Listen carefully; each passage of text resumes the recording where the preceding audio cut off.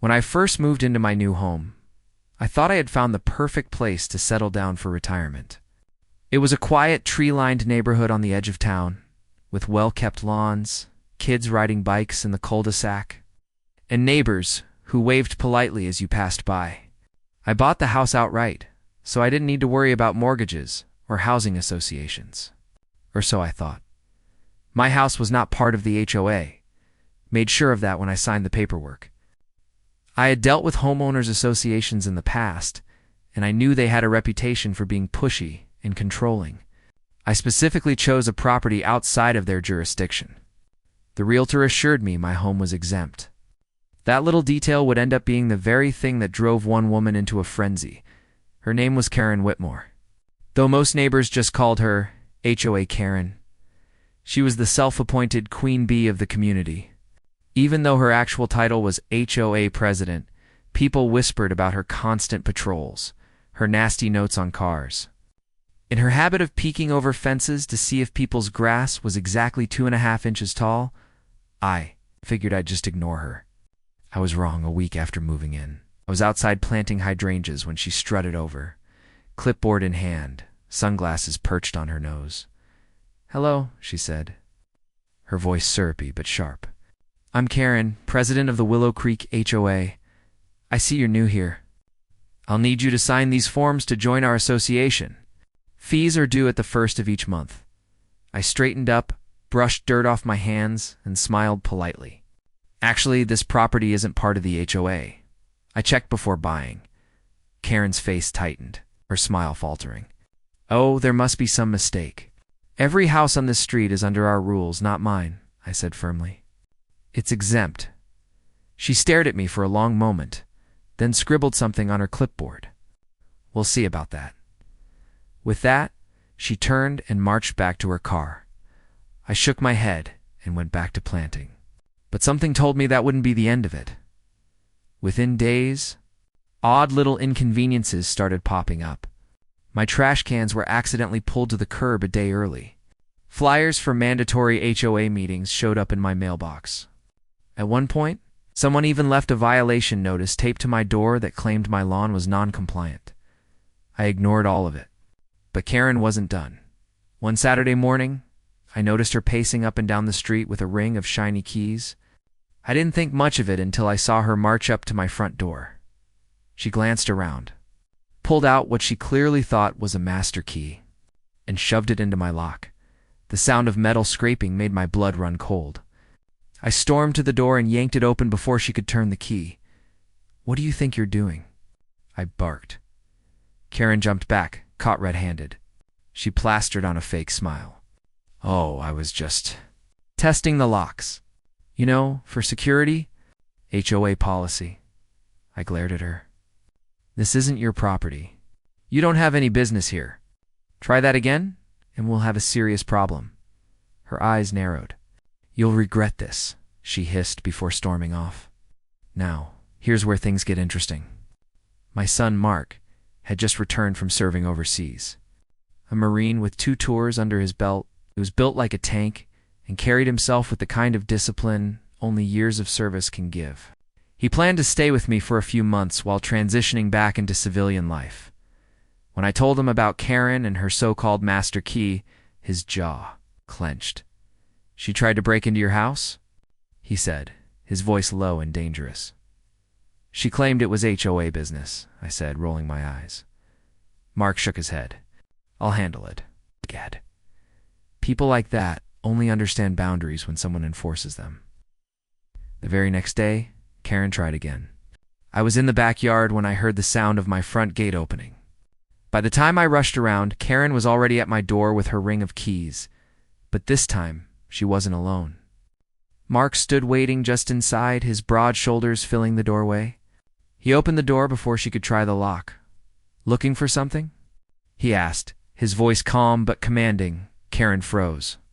I was just ensuring compliance. This property falls under my authority." Mark stepped out, towering over her. "This house belongs to my father." "It's not in your HOA. You're trespassing." Karen tried to regain her composure, lifting her chin. "I don't think you understand who I am." Mark leaned closer, his eyes locked on hers. No, ma'am. I don't think you understand who I am. I'm a United States Marine, and if you ever try to break into this house again, you'll be explaining yourself to the police. Karen's bravado crumbled. She stammered something about miscommunication and scurried away, nearly tripping over her own feet. You'd think that would have been the end of it. But not with Karen. A week later, I came home to find a bright orange notice taped to my door. Final warning, failure to comply with HOA standards will result in fines and legal action.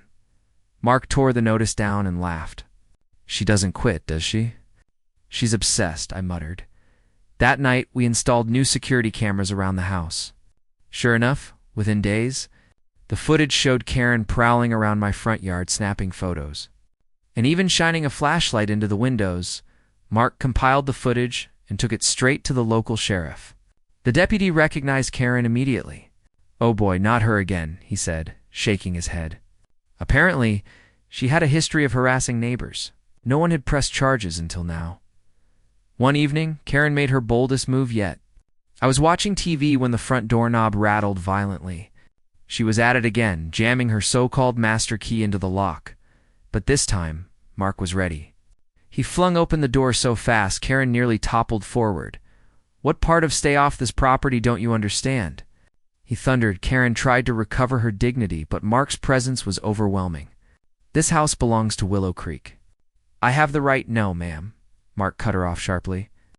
You have no rights here. This isn't your kingdom, and you're not the law. He pointed at the security camera above the door. You're on video trying to force entry. That's attempted breaking and entering. Next stop, jail. Karen's face turned pale. Well, you wouldn't dare. Oh, I would, Mark said evenly. And I'll make sure the whole neighborhood sees the footage if you keep this up, she sputtered. Red-faced, then turned on her heel and stormed off, muttering about ungrateful outsiders. True to his word, Mark filed the police report with the video evidence. Within a week, officers showed up at Karen's door. I watched from my porch as they spoke to her. She protested loudly, waving her arms. But in the end, they issued her a formal warning. Word spread quickly through the neighborhood. Apparently, many residents had been quietly suffering under Karen's reign of terror, but nobody had dared stand up to her.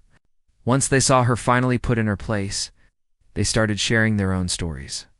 The HOA board was soon flooded with complaints about her abuse of power. Within a month, Karen was forced to resign as president. Rumor has it she even tried to move, embarrassed that her control had slipped away.